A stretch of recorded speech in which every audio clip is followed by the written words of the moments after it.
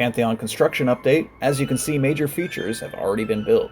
This map is to Christmastown. This is the section of the park that includes Apollo's Chariot and Tempesto, and the entrance to the coaster will be right behind Snowman Summit, marked here, which currently is home to a construction wall.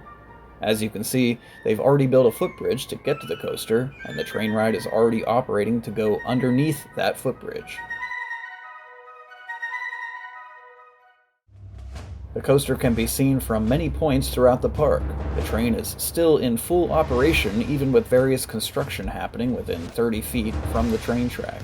It is not clear what continues to be built along the train track, but my guess is that it is framing for non-existing sidewalk and the fountain area that's yet to be built. At least one launch pad can be seen to be installed, and there also seems to be a ride station, although it's not very clear from the public pathways.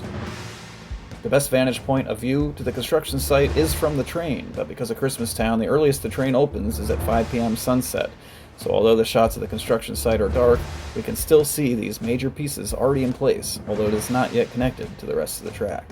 We can see that the 95-degree drop does do a sharp bank turn along the Rhine River, and then an airtime hill that tilts out towards the river is yet to be built.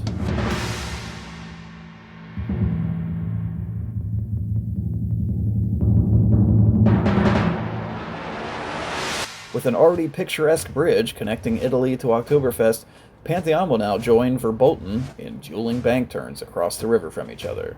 The coaster will feature 2 inversions, take you 178 feet into the sky, will contain a total of 4 launching moments, sending you soaring at 73 miles per hour.